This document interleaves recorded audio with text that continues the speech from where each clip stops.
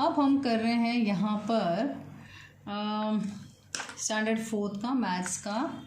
Neelu bought 15 story books to her class. Neelu शायद कोई teacher होगी या स्टूडेंट होगी, वो 15 स्टोरी बुक्स लेके आई। Today 45 students are present. आज क्लास में 45 स्टूडेंट्स प्रेजेंट हैं। How many children will need to share one book? क्योंकि 15 स्टोरी बुक्स हैं और बच्चे तो 45 है, तो स्टोरी बुक्स तो कम पड़ेगी ना, तो कुछ बच्चों को शेयर करना पड़ेगा ना। ऐसे तो होगा नहीं कि हर एक बच्चे को एक एक स्टोरी बुक मिल जाए, राइट।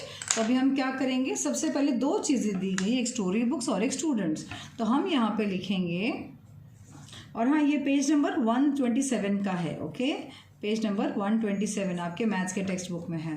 तो यहाँ पे आप लिखोगे सबसे पहले total story books, total story books, और यहाँ पे कितने हैं 15 हैं, और यहाँ पे स्टूडेंट्स कितने हैं 45 है। तो आप लिखोगे टोटल स्टूडेंट्स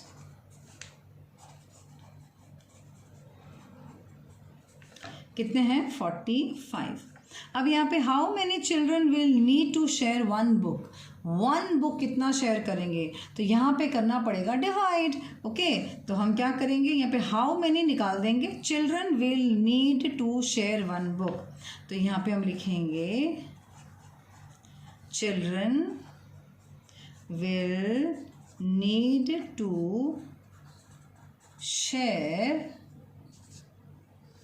वन बुक।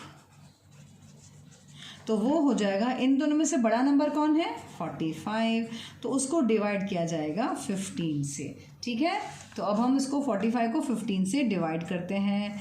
यहाँ पे थोड़ी जगह छोड़ देना, और यहाँ पे 15 का टेबल, 15 का टेबल अगर नहीं आता है तो मल्टीप्लाई करके दिखना पड़ेगा। 15 1 जा 15 होता है। अब देखो 15 का दूसरा टेबल नहीं आता है, तो आपको 15 2 जा ऐसे मल्टीप्लाई करके देखना पड़ेगा। 2 5 जा 10, पुट योर 1, 2 1 जा 2 एंड 1 3, तो 15 2 जा 30। अच्छा, अभी 15 का 3 का टेबल करना पड़ेगा। 15 3 जा 3, 5 जा 15, पुट योर 1, 3 1 जा 3 एंड 1 इज 4, 45। अब देखो, अरे वाह, वी आर लकी, हमारा क्वेश्चन भी 45 है और हमको यहाँ पे 45 मिल भी गया। तो अभी हम इससे ज़्यादा करने की ज़रूरत हमको नहीं है। तो 15 3 जा 45, माइनस करेंगे, 5 - 5 is 0, 4 - 4 is 0, तो 3 इज द आंसर। 3 का मतलब क्या आया कि 3 children will need to share one book. तो देयरफॉर आप उसका आंसर लिखेंगे 3 चिल्ड्रन, यानी हर 3 बच्चों के बीच में एक बुक होगी, okay. 3 children will need to share one book. Got it? बात समझ में आ गई अच्छी तरह से? तो ये वाला सम भी हो गया हमारा। अब नेक्स्ट वाला सम हम करेंगे जो टेक्स्ट बुक पेज नंबर 127 पे जो है स्टैंडर्ड 4th का, अब वो वाला करेंगे। यहाँ पे कह रहा है अ फैमिली ऑफ 8 पीपल, यानी एक फैमिली में 8 जने रहते हैं, need 60 kg wheat for a month. उनको 60 किलोज, यानी कि उनको वीट जो चाहिए वो 60 किलो, यानी एक महीने में 60 किलो गेहूं चाहिए। रोटियां खाते होंगे ना, इसलिए। How much wheat does this family need for a week? Very smart question, very very important question also. तो बोले कि अगर उनको 8 लोगों को 60 kg चाहिए, हाउ, वो भी एक मंथ में, सॉरी एक मंथ में, 1 मंथ में, अ मंथ, यानी कि 1 मंथ में उनको 60 kg चाहिए होता है। तो how much wheat does this family need for a week, यानी एक हफ्ते में कितना उनको चाहिए। तो आपको ये पता है कि 1 मंथ में कितने डेज होते हैं? आप बोलोगे हाँ मिस हमको पता है।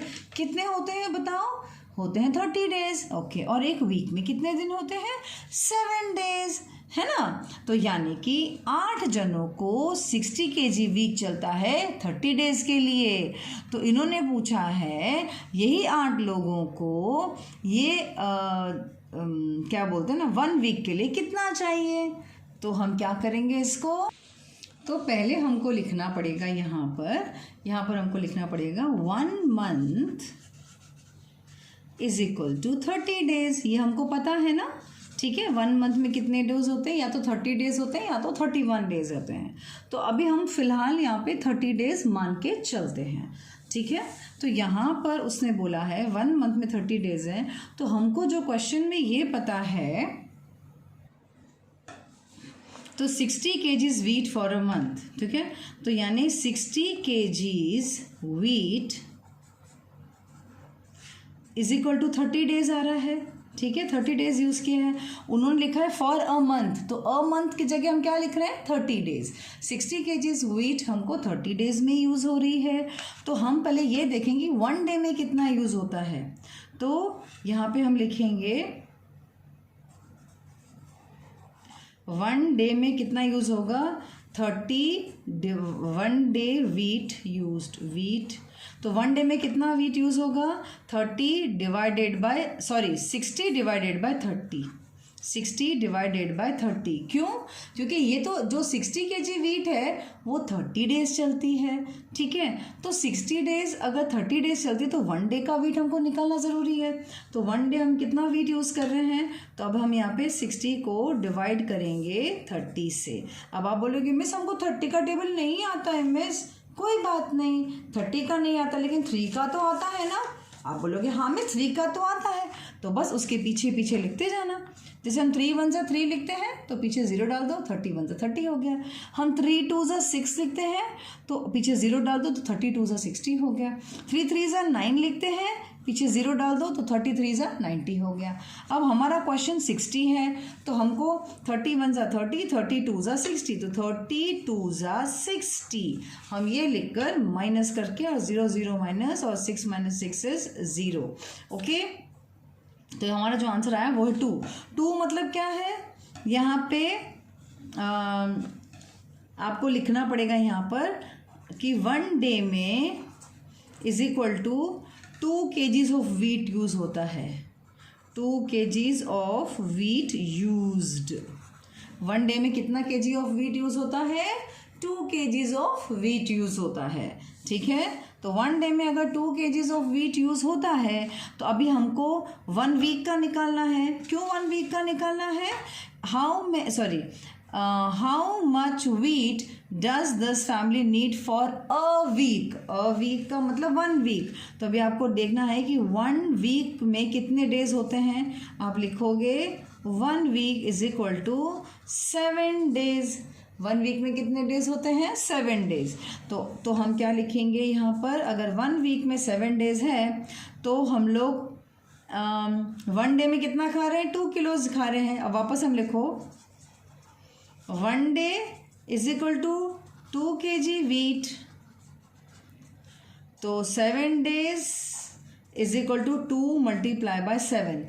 क्यों 2 मल्टीप्लाई बाय 7, क्योंकि यहाँ पर अगर 1 डे में 2 kgs यूज़ होता है तो 7 डेज में 2 मल्टीप्लाई बाय 7 kgs होगा। तो 2 7 जा 14 आता है आपको इसका आंसर, तो 14 kgs वीट यूज़ होगा। लेकिन आप उसको कैसे लिखेंगे, आप कंप्लीट कैसे करेंगे, आप यहाँ पर लिखेंगे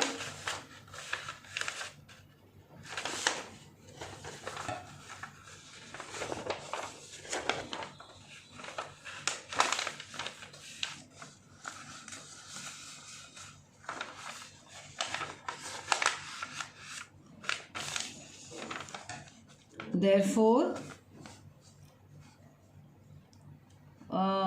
इसने जो क्वेश्चन पूछा है how much wheat does this family need for a week. हाँ, तो यहाँ पे 14 kg wheat is used by this family in a week। In a week, आप वीक डालो या 7 डेज डालो, बात एक ही है। तो आपको समझ में आया कैसे सम को करना है। देखो ये सम स्टार्ट कहाँ से हुआ, यहाँ से स्टार्ट हुआ 1 मंथ से, यहाँ से स्टार्ट होके ये इतना ख़त्म हुआ, फिर इसके बाद लास्ट में जो हमको लिखना था ये वाला लास्ट में लिखना था। गॉट इट, हो गया ये सम भी। अब यहाँ पे you have to distribute 72 tomatoes equally in 3 baskets. आपको 72 टोमेटोज डालने हैं 3 बास्केट्स में। How many tomatoes will there be in each, यानी कि अभी आपको मैं डिज़ाइनिंग करके समझाती हूँ, शायद आपको ज़्यादा समझ में आ गया। एक बड़ी सी टोकरी है, उसमें है 72 टोमेटोज़। ओके, ये बड़ी सी टोकरी है, इसमें 72 टोमेटोज़ है। तो यहाँ पे आपको टोमेटो उनको 3 छोटे छोटे बास्केट्स में डालने हैं। इन्हीं 72 टोमेटोज़ को आपको इसके अंदर डालने हैं। 72 टोमेटोज़ यहाँ से उठाने, यहाँ डालना है, फिर यहाँ डालना है, यहाँ डालना है, फिर यहाँ से उठाना, यहाँ डालना है, यहाँ डालना है, यहाँ डालना है। तो यहाँ पे आपको ऐसे 72 टोमेटोज़ को आप कैसे डालोगे, तो you have to distribute 72 tomatoes equally in 3 baskets. Equally डालना है, इक्वली यानी समझ लेना हमको डिवाइड करना है। तो how many tomatoes will be there in each. तो अभी हम डिज़ाइनिंग तो मैंने कर दी है, हमको 2 चीज़ दी गई है, एक दी गई है टोमेटोज़ और एक दी गई है बास्केट्स। तो हम सबसे पहले लिखेंगे यहाँ पे, ये अगेन पेज 127 पे दिया गया है सम। तो यहाँ पे हम लिखेंगे टोटल टोमेटोज़। तो टोटल टोमेटोज़ हमको कितने दिए गए हैं, 72। ओके, ये दिया है ना। और बास्केट्स कितने गए हैं, बताए गए हैं, नंबर ऑफ बास्केट्स कितने दिए गए हैं, 3 बास्केट्स दिए गए हैं। हाउ मैनी, तो हाउ मैनी छोड़ दो, tomatoes will be there in each basket, या ईच मतलब या 1 बास्केट। तो यहाँ पे आप लिखोगे tomatoes will be in 1 basket. तो हम क्या करेंगे, that is equal to 72 divided by 3। क्या करेंगे, 72 को 3 से हम डिवाइड करेंगे। क्यों, तभी तो पता चलेगा ना कि यहाँ से उठा के हम इसमें डाल रहे हैं, इसमें डाल रहे हैं, इसमें डाल रहे हैं, तभी तो हमको पता चलेगा। तो यहाँ पर आ जाएगा इस तरह से 72। यहाँ पर आप थोड़ी सी जगह छोड़ देंगे और यहाँ पे 3 से डिवाइड करेंगे। तो चलिए अब हमको 3 का टेबल आता है या नहीं आता है। तो 3 2 ज़ा 6 माइनस कर दिया, 1 बच गया। अब ये 2 को नीचे बुलाओ, 12 बन गया। 3 4 ज़ा 12 माइनस करके 0 0 आ गया। आपका मेन आंसर 24 है, लेकिन 24 क्या है, तो 24 tomatoes will be there in 1 basket, यानी कि हर एक बास्केट में 24 टोमेटोज़ आएंगे। ठीक है, तो बस आपको देयरफॉर करके आंसर लिखना है 24 टोमेटोज़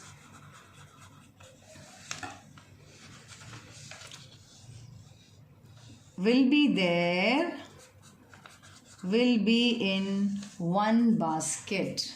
ओके, बात समझ आ गई अच्छी तरह से, कैसे करेंगे सम को, बहुत इजी है ना। चलिए कल चलते हैं नेक्स्ट सम की तरफ। अब यहाँ पर है there are 350 bricks in a hand cart. Hand cart मतलब जिसमें अपने सब्जी वाले सब्जियाँ लेके आते हैं ना, वो जो गाड़ी होती है उसको हैंड कार्ट कहते हैं। तो वैसे में 350 ब्रिक्स हैं। ब्रिक्स का मतलब ईंटें जिससे घर बनता है।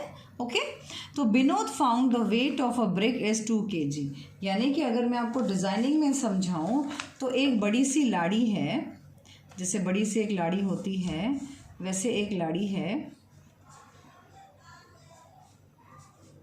यहाँ पे जो होता है ना ऐसे गोल गोल, इसमें 350 ब्रिक्स हैं। ठीक है, और हर एक ब्रिक का जो वज़न है, हर एक जो छोटा सा ब्रिक है उसका वज़न है 2 kgs। कितना है, 2 किलोज़। यानी कि विनोद ने एक एक ब्रिक जब देखा तो एक एक 2-2 किलो का है। What will be the weight of all the bricks, यानी कि जो 350 ब्रिक्स हैं उनका कितना वेट होगा ये बताना है आपको। ठीक है, तो यहाँ पे 2 चीज़ें दी गई हैं। सबसे पहले 350 ब्रिक्स दिया गया है, ये भी पेज नंबर 127 का ही है आपका। तो यहाँ पे है टोटल ब्रिक्स कितने दिए गए हैं, 350। ठीक है, आप इज इक्वल टू भी लिख सकते हो। एंड जो 1 ब्रिक का वेट कितना है, तो यहाँ पे Vinod found the weight of a brick is equal to 2 kg। तो weight of a brick, weight of 1 brick कितना है, 2 kg। अगर वेट ऑफ 1 ब्रिक 2 kg है तो वेट ऑफ 350 ब्रिक कितना होगा, weight of 350 bricks is equal to 350 multiplied by 2. Okay, 350 multiplied by 2. तो आप क्या करेंगे, क्योंकि हमको 350 का पता होना चाहिए, तो यहाँ पे मल्टीप्लाई बाय 2 करेंगे. 2 zeros are 0, 2 5s are 10, 1 carry, 2 3s are 6 and 1 7. ये हुआ 700. तो यहाँ पे आ गया 700. ओके, तो अब यानी कि वेट ऑफ 350 के ब्रिक्स, यानी कि ये पूरे ब्रिक्स जो इसके अंदर पड़े हैं, इनका वज़न 700 किलोज है. तो बस फाइनल में ड्रॉ ये करेंगे और वेट ऑफ 350 kg लिखेंगे. Weight of 350 bricks is equal to 700 kg. बात समझ आ गई? कितना होगा? 700 kg. ये याद रखना, kg लिखना ज़रूरी है.